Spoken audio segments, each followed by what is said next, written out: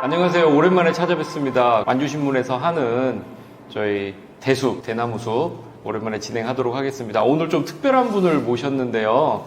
요즘 통합 논란 때문에 자주 거론되는 도시가 있잖아요. 저기 청주시하고 또 경상남도 창원시. 창원시에서 시의원을 하셨던 분이 계십니다. 재선을 하셨는데 주철우 전 창원시의원님 모셨습니다. 인사 한번 부탁드립니다. 네, 반갑습니다. 전 창원시 시의원 주철우입니다.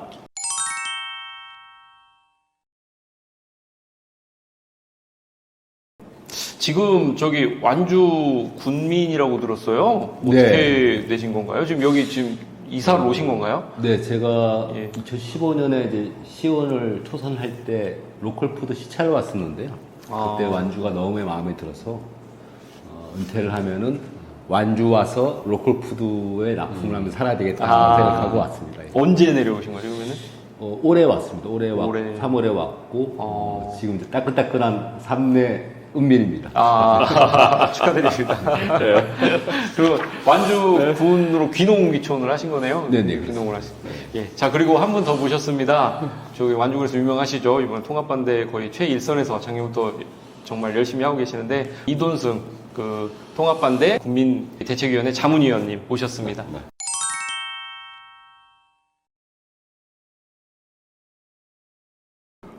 시청자 여러분, 폭염에 참 고생 많으시죠? 우리 완주군 이 폭염에 고생이 더더욱 많으십니다. 전주시의 완주군이 통합되면요, 완주군의 정말 환경폐해가 너무도 큽니다. 자, 통합반대 이돈승입니다. 반갑습니다. 저 두 분 인사 한번 나누시죠. 네, 우리 주철우 시의원님은 예, 전 시의원. 예, 예. 정말 제가 귀한 분으로 완주에서죠. 예. 이렇게 좀 모시고 좀 살아가려고 아, 합니다. 네. 예. 뭐 저하고 또 구면이 됐어요. 네. 네, 환영합니다. 완주 오신 거. 반갑습니다. 네. 자, 그럼 그 다음에 저기 일단 바로 본론으로 들어갈게요. 창원에서 어떻게 보면 통합된 창원에서 직접 몸소 겪으셨었잖아요. 네. 그 주철우 의원님. 그 보통교부세 사실 얘기가 요즘 많이 나오고 있는데 이렇게 행정 통합을 하면 보통교부세가 이렇게 늘어납니까? 줄어듭니까? 그냥 단도직입적으로 여쭤보는 건데.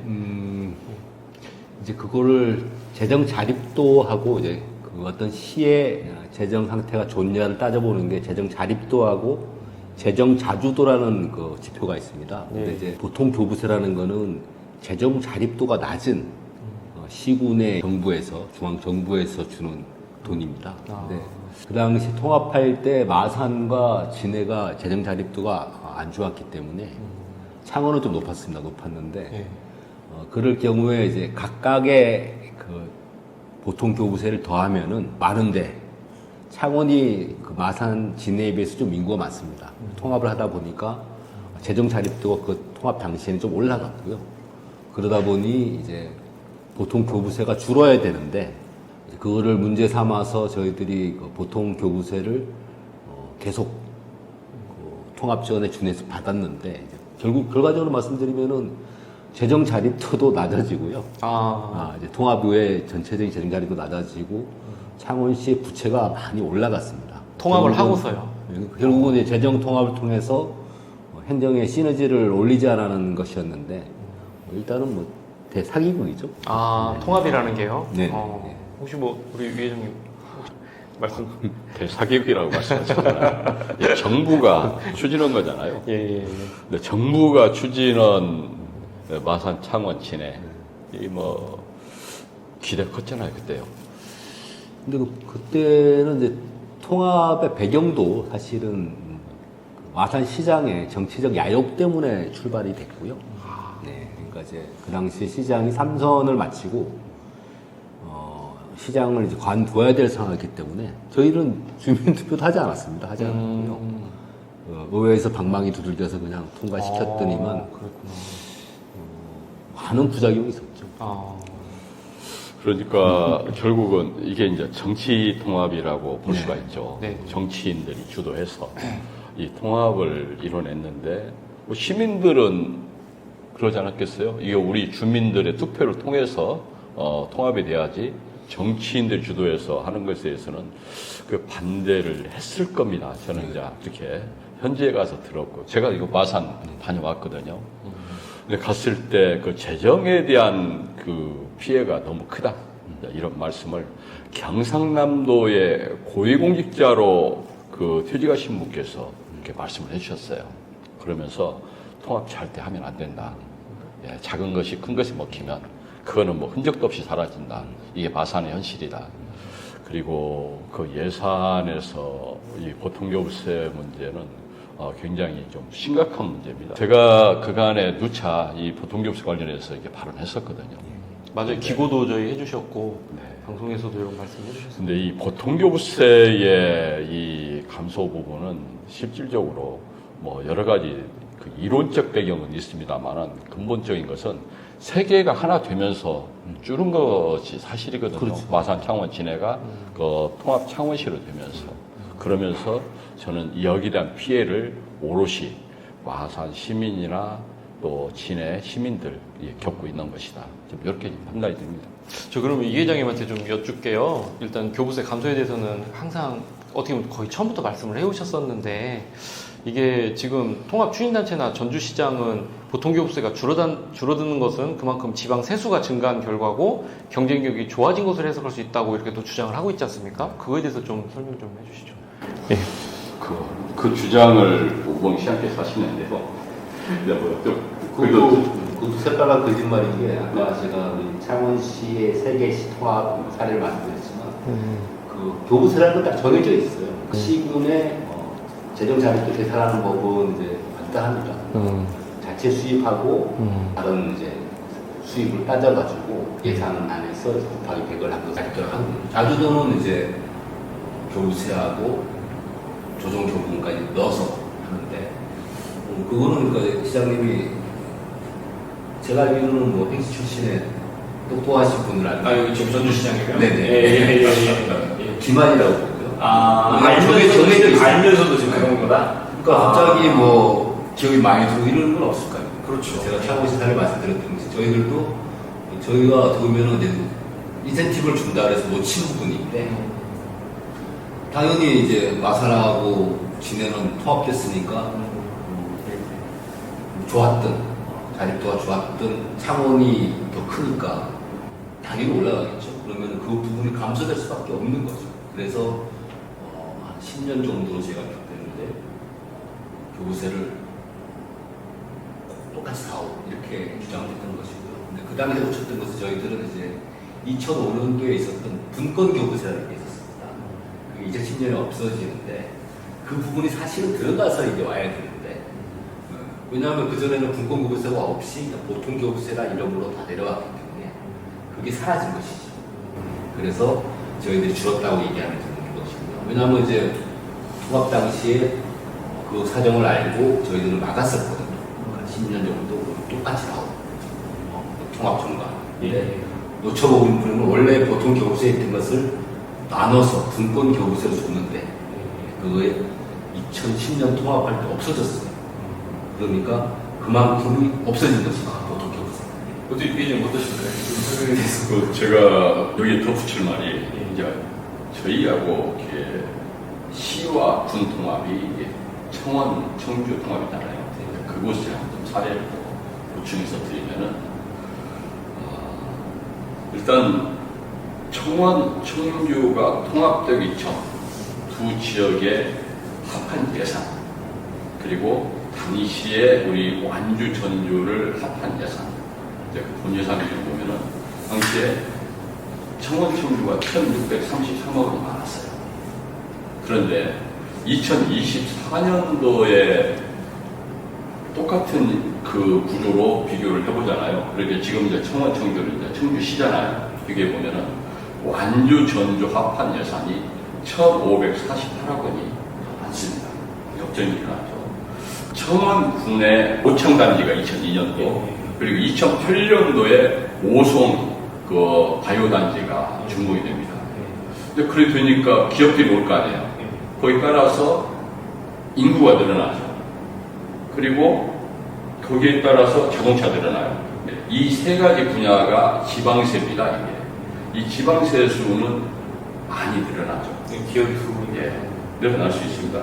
즉 여기에서 하나 더 짚고 넘어갈 일은 통합으로 인해서 늘어난 게 아니고 기본적으로 정부가 수도권 규제 강화를 통해서 그 5소 5창단지가 정부 추진에 의해서 준공되면서 이게 늘어난 거거든요. 그렇게 해서 지방세수가 늘어나면 지금 우범기 시장 얘기로 보면은 그로 인해서 보통교부세가 줄었다고 얘기를 하잖아요.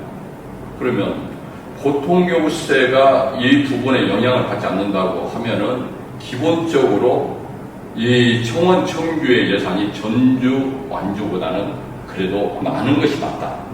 즉 그런 점에서 보면은 우범기 시장의 그런 논리는 대단히 좀 어떻게 보면은 지역의 시민이나 국민을 우롱한 처사다.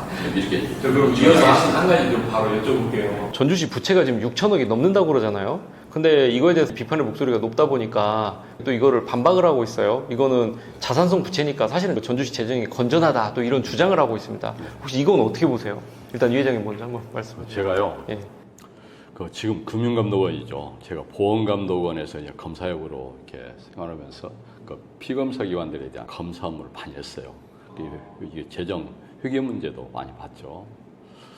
단일의 전주시가 피감기관이라고 하면은 저는 가서 재정 부실에 대한 경고 조치를 해야 된다고 분명히 지적을 했습니다. 그때 당시 이제 금감원의 직원이셨다면은 예. 그때 이론이셨다면 전주시 재정 사항은 문제점을 지적을 할 것이다. 이게 지금 전주시의 6천억 부채에 대해서 이렇게 얘기하죠. 뭐 자산성 부채, 또 금융성 부채. 저는 공공기관에서 즉 자치단체에서 이와 같이 불려오는 것은 제가 처음 들어봤어요. 말도 안 된다는 소리인데 혹시 어이가 없죠. 주연님 어떻게 드리면은 시의 이제 재산은 일반 재산하고 행정 재산이 있는데 뭐 아시다시피 행정 재산은 값어치가 없는 거예요. 행정 재산인 걸 말 그대로 뭐 군청, 시청, 뭐 운동장 이런 건물이기 때문에 그 가격이 예를 들어서 뭐 올랐다고 해도 그거는 의미가 없는 숫자고요. 그래서 시장님 무슨 의도로 가지고 그런 말씀 하시는지 모르겠지만 그것도 저는 일종의 사기라고 봅니다. 사기다. 시장님은 너무 잘 아시는 분이라고 제가 알고 있는데. 김연서 그러니까 이거는 나쁜 거다, 더 나쁜 거다. 더 나쁜 네, 아마 제가 한번 이렇게 비교를 한번 해볼게요. 예. 이번 전주시가 하나의 상장기업이에요.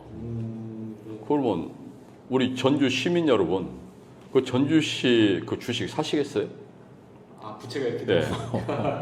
이 기업은 더 이상 확장성이 없어요. 왜냐? 지금 전주시가요. 예를 들어서 여신을 좀 하려고 그래요.